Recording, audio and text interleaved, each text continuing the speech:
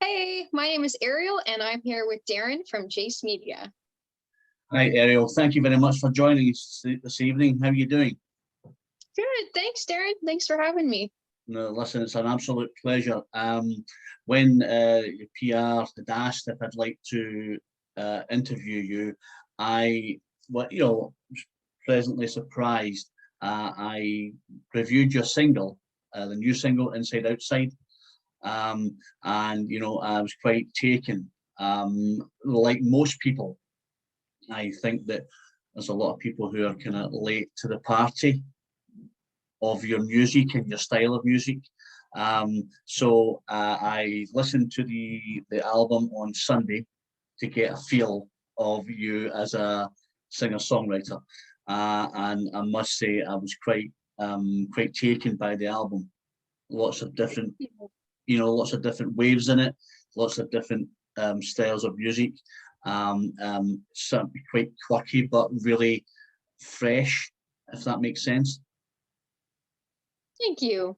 It's nice to hear that since I'm obviously influenced by older music, but it's nice to hear that you said fresh. Thank you.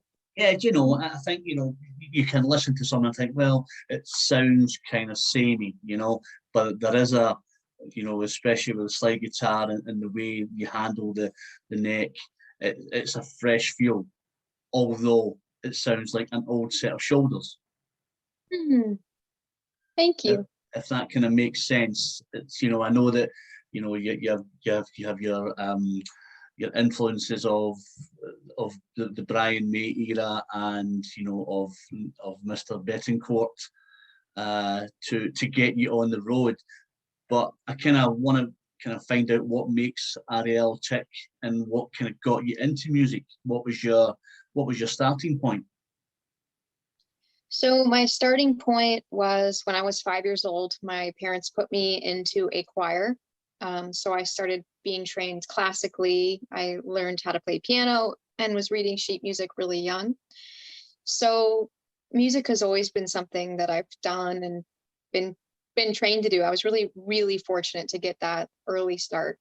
And it wasn't until I was 10 that I started playing guitar because my parents would not get me a guitar until then. They said that girls don't play the electric guitar, which is what I wanted. So yeah, I my parents were born in the 40s, so I had lots of musical heritage and influence from the 40s, 50s. And it wasn't until later on that the 60s and 70s kind of came into my influence in my style. So lots of doo-wop, lots of jazz, tons of opera and those kinds of things.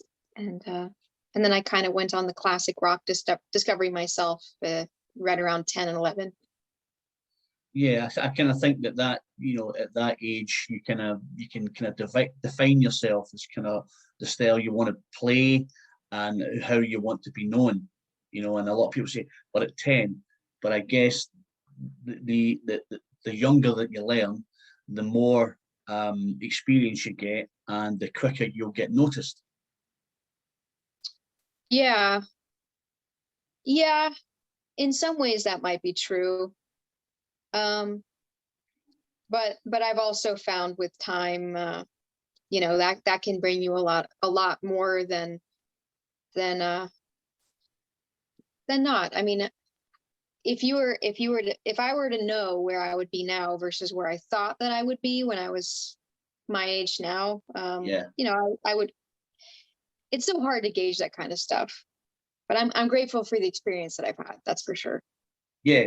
The path you're on just now, was it where you thought you were wanting to be, the style of music and the genre that you wanted to play, or did you see yourself in a different path?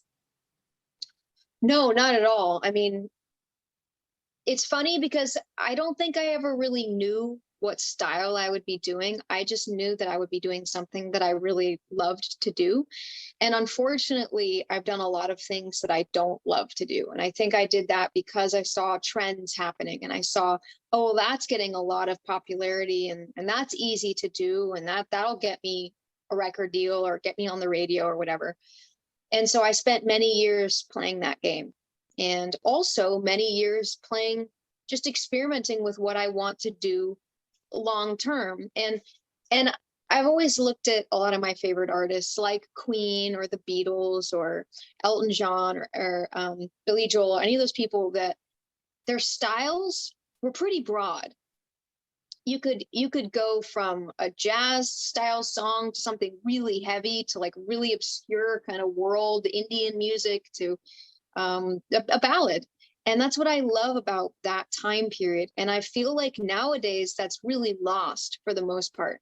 It feels like unless you go so obscure that it's almost a joke, you're not allowed to stray from whatever box you put yourself in. And I've never done that. And I believe that's one of the reasons why maybe I'm not as far along as I could be, because I've really let the music take me to where I want to be versus my career, or maybe what would be the best decision as far as how many people would like it or how many tickets I could sell. It's always been about the music for me, good or bad. So no, I had zero idea. But what it came down to was, all right, if I'm going to have songs that, like Queen has Bohemian Rhapsody or We Will Rock You, that they have to play every night over and over again, that's going to be the ones. Where should mine sit under? And so I came to the conclusion that it was this style of music, this sound, this time period, because the time period has a lot of room to expand and grow.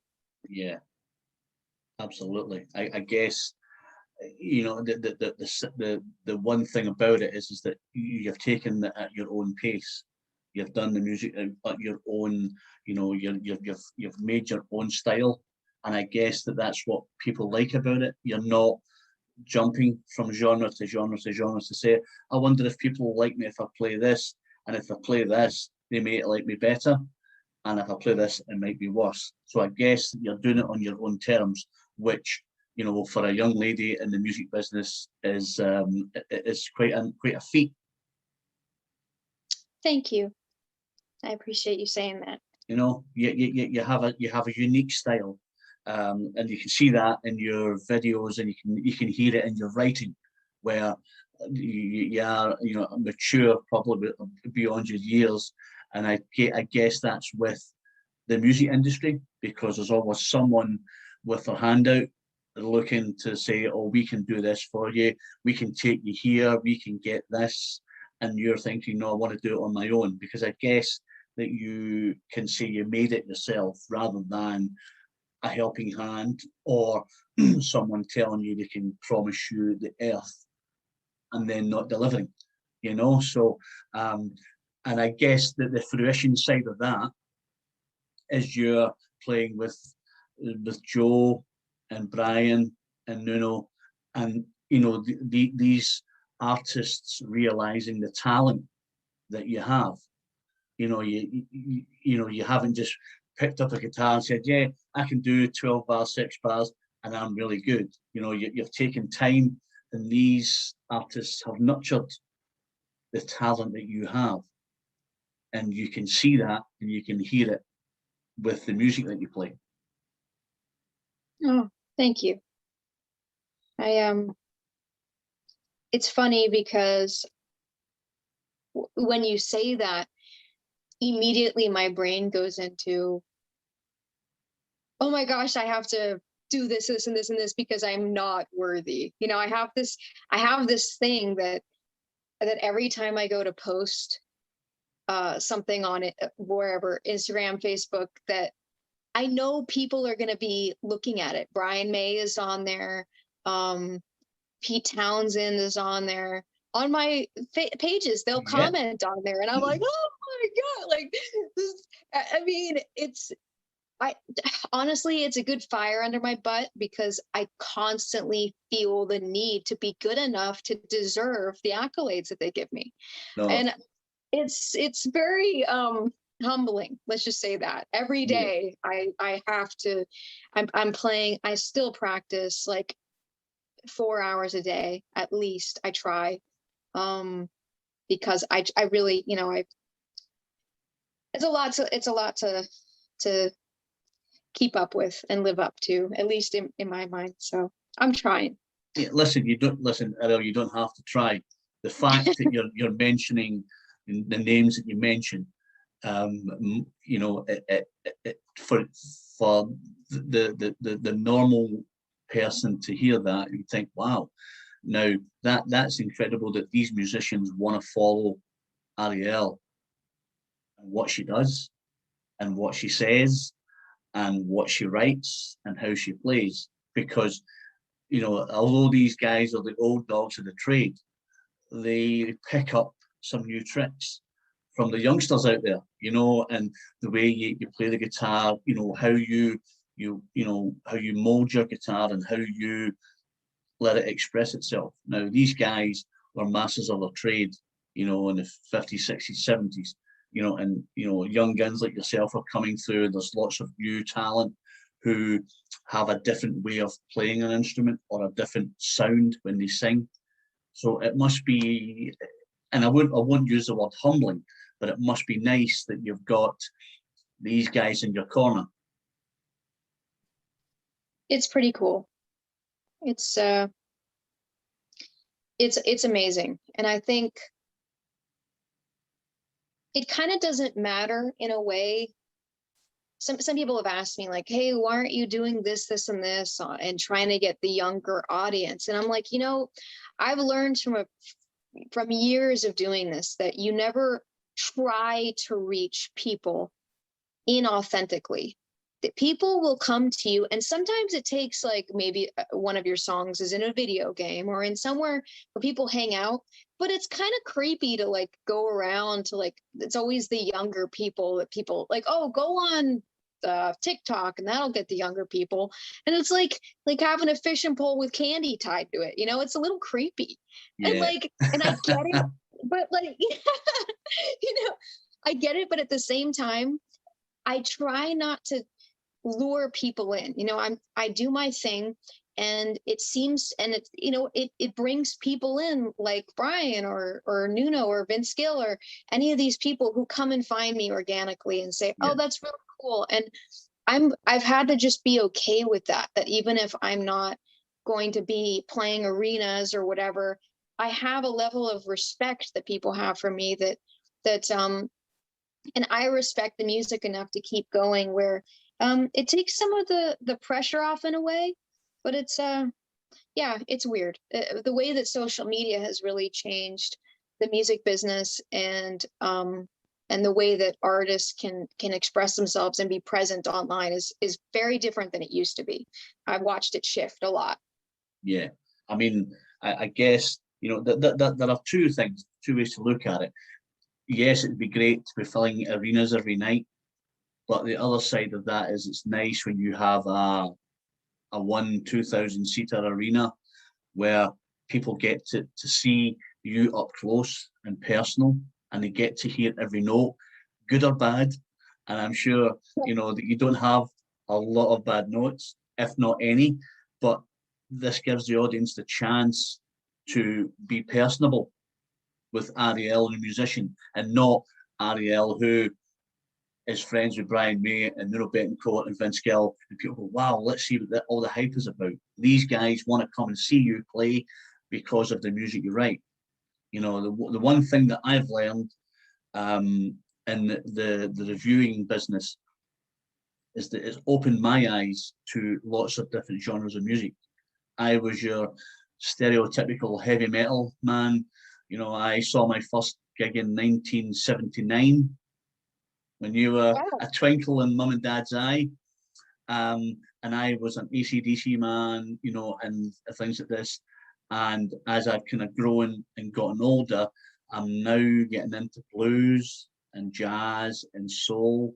And, you know, and the good thing about being a reviewer is you get sent lots of different styles and types of music that really opens your eyes. So I guess for you is that the people are discovering you maybe for the first time, or have been in your life for 5, 6, 7 years, and they just want to come and listen to you and not the hype from behind your guitars and you know, and your friendships with the other musicians. They just want to hear you come and play for an hour or an hour and a half, 2 hours, and give the best performance that you can. Absolutely. That's the way to go. And Yeah. it takes so long. It takes so much effort that I think, I mean, you mentioned seeing AC/DC in '79. I mean, those are real shows. That time period really was, I mean, maybe they have bigger budgets than someone like me, obviously, but there are, I find that, I mean, okay, COVID just changed some things, but even before COVID, I was always trying to find the time, it felt like, to really spend making a real show, even with whatever budget I'm capable of, or however many people are on stage. And that's something that takes time, getting your sound right, getting the look right, getting the clothing right, everything about it. It takes so much time. And that's what I've really been working on is my rig. I've been trying to get the sounds right. I've removed my guitar pedals now, so I literally just use the guitar amps and blast them. It's like, and just trying to simplify what I do, What you do, yeah.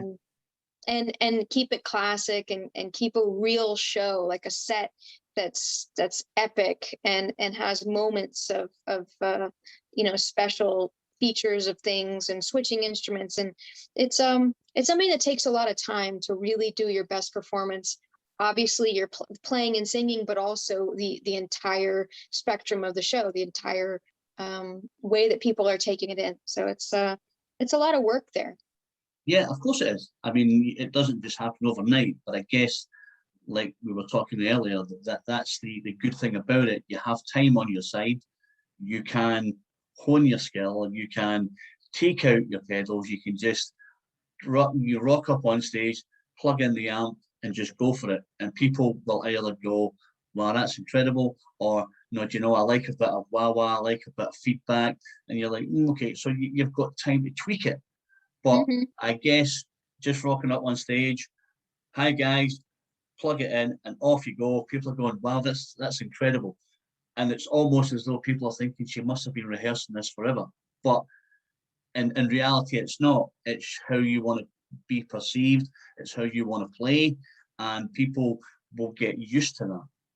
That you just rock up and with your guitar. People go, "Where's the lighting? Where's the sound? No, it's just me and my guitar, my two-tone, plug it in, crank up the volume to 12, and let's go." And give people, an hour and a half of you doing what you do best. Thank you. Yeah, I love that. And people There's always nothing know better. when they come see me, there's going to be a lot of cool guitars. So that's really Yes. fun. So on to that, your collaboration with Mr. May, that must be pleasing for you, that you are now, and you're now making your own guitars, and you have a specialty guitar. And to some musicians, that's when they go, "My God, I've made it." Oof. Not me. Again, the more that I get to do, and the more that I've done, honestly, the more I feel like I don't know what I'm doing. So yeah, I've had this guitar two-tone since right around 2007, and I've been playing it. I played it. I built it with my friend out of necessity. I was walking to music school, and I could only bring one guitar per day, and I was there 8 to 12 hours a day, and I was playing lots of different styles, and I needed something that could be diverse enough that I could be able to play everything from country to rock to like classical to heavy metal, whatever I was learning in school that day. And I had 5 guitars that I would switch between, that I liked for different reasons. So I literally squeezed the things that I liked about each one into the one guitar. And it does a lot. It does about 3/4 of what I'd like to do, which is more than most guitars are capable of doing, for me anyway. And I think it makes it unique because what I've put together are a Brian May guitar, with a Gibson Les Paul, with a Fender Jag Master, with a Firebird, a Gibson Firebird, and a BC Rich Warlock. So all of those together created, I don't think any of those have been put into one guitar before. Then however many years later, 10 years later, I decided that I was going to put them out because people kept asking me, where do I get one? And I was like, all right, people keep asking, I guess they want it. I'll make it available, even though it's a little bit weird because I've been the only person playing these guitars for this long now. And I brought up the idea with my friend, my longtime friend, Brian May, who I also met that same year in 2007. And he said, well, why doesn't Brian May Guitars do it? So we've had many meetings together in a room with him and then his team and his guitar tech about the guitar. And, we don't agree on everything, which is kind of funny and fine and normal. But it was funny because that's an area that I'm comfortable with, at least my knowledge about my guitar, and a lot of guitars and tone pots and geeky stuff. So we had a lot of fun. And now we have this guitar that's not actually an exact replica of my original guitar. It's a combination of my guitar, two-tone, and Brian's guitar, the Red Special, to create its own entity, which is very cool. So people are playing them now, which is crazy.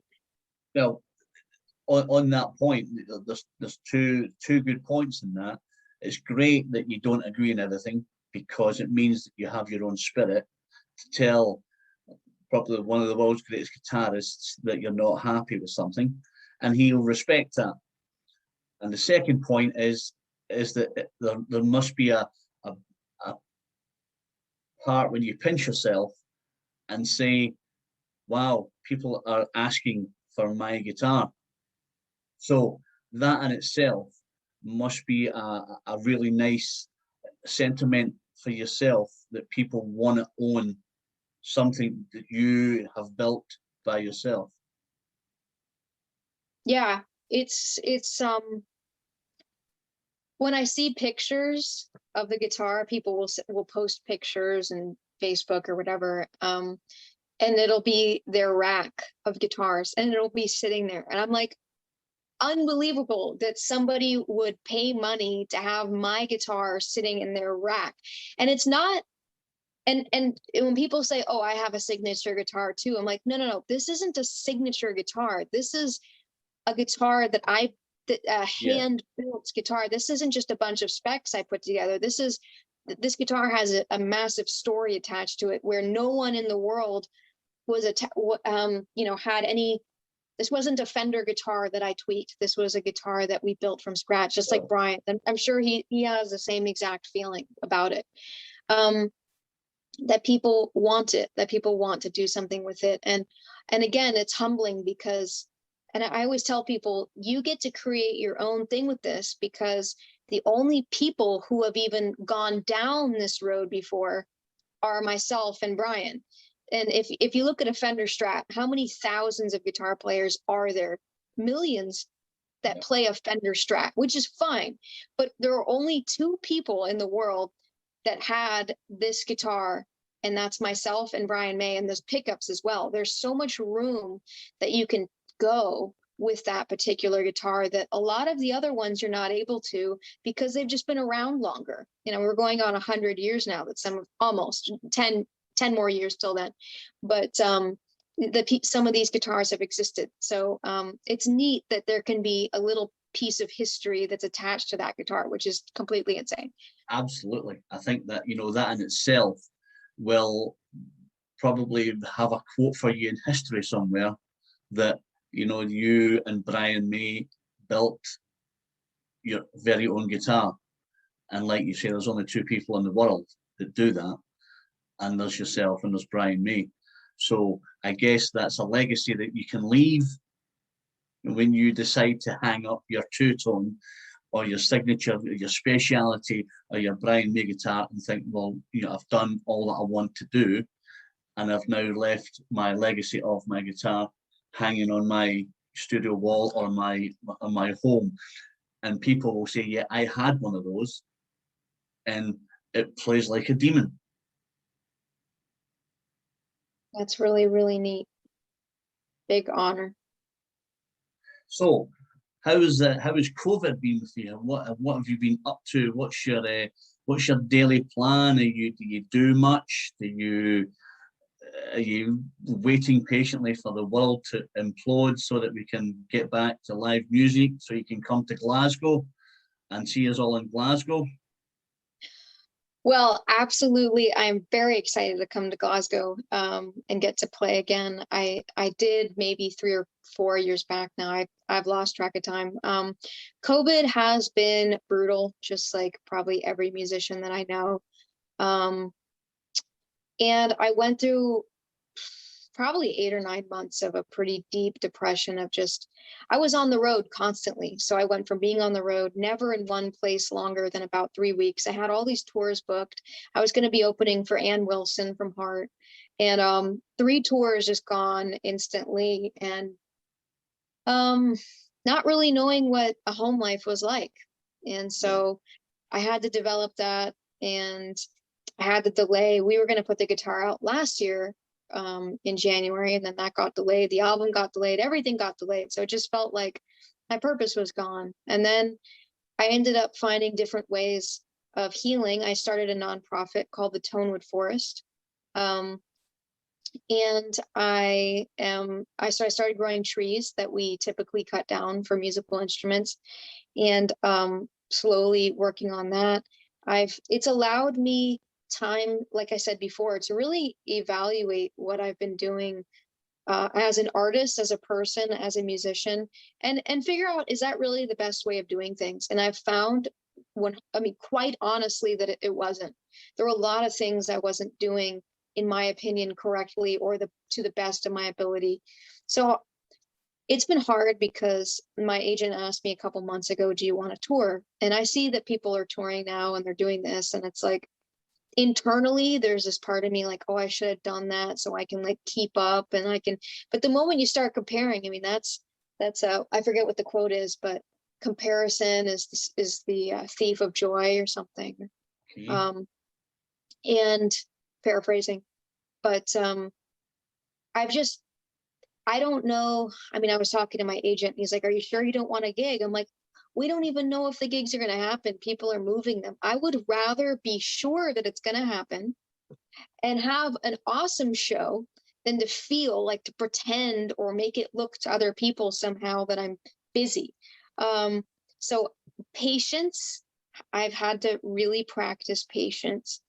And I'm going to be recording another album in August. And then the last thing I've been doing is, alongside the guitar release, of course, is I've been editing live stream concerts that we did. So instead of going to an empty venue, I took my band and we went into the recording studio.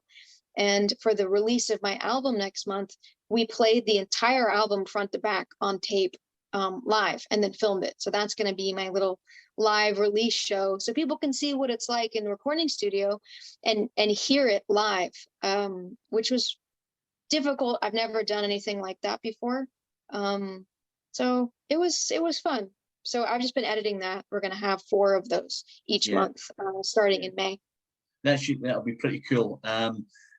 Obviously, when it obviously goes out, I'll speak to Peter, and I will do a review for you if you like. I'll review the gig. I'll do a review of the gig. I haven't reviewed the album yet, but I'm going to review the album.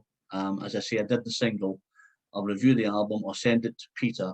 Peter can forward it on to you, and you can tell me what you think of my review. But when you do the live stream, I will most certainly be glad to do a live stream review for you and send it out, and you can post it to your guys. Now, on here at Jace, we regularly have 100,000 to 120,000 visitors every month to the site. Wow. When we do the video, it's going to go to Australia, it's going to go to America, it's going to go to Europe. So it's getting you out there as well. and getting people to hear your story. Amazing. Thank you. So yeah, we will do that. It'll be probably edited tomorrow, possibly out tomorrow, possibly out on Thursday. But once it comes out and goes live, I will email you and let you know. We'll send you the link and stuff, and you can share it out with your socials, and you can let people see you talking to a mad Scotsman about all things music and lockdown and stuff like that. But so when I do the review of the album, I will send it to you, and you can let me know your thoughts. Oh, absolutely. Thank you. And you can tell me if it's rubbish or not, or good, or if you want me to come back and do the live stream. Oh my gosh. Absolutely. No, I'm very much enjoying. That's great. Now listen, I don't want to take up too much of your time. I know you've got lots to do, but I will say, as I say, I listened to the album. It's a cracking little piece of music, lots of little twists in it. I'm sure people will really enjoy it when it comes out. I'm not giving too much away. There's a couple of favorites of mine in there, but I will tell you that when I do the review. But I want to say it's been an absolute pleasure to chat with you, Arielle. It's been really nice to get to know you, get to know your story, and I'm sure it will touch a few people once we send the video out. Oh, thank you so much, Darren. I'm excited to hear what some of your favorites are and what you think about the album. Yes. And I'm really honored that you invited me on here today. Thank you. Listen, it's our pleasure. Jace Media, as I say, I was invited to ask you to do the interview, and I was really excited to do it because it's nice to get another genre of music on, and it's nice to get a feel for a different style of music that's got a 60s and 70s feel to it, but it's got a little bit of freshness to it as well. So once I get the album done, I will email it to you, and you can give me your feedback. Wonderful. Thank you. So this is Darren from Jace Media, in conversation with Arielle, chatting all things music. Brian May guitars, lockdown, and when she opens her world tour and comes to Glasgow on the first night, and we share a couple of drinks and talk about how things were. So Arielle, thank you very much for your time. Thanks, Darren. Take care. Stay safe, and I'll see you soon. Okay.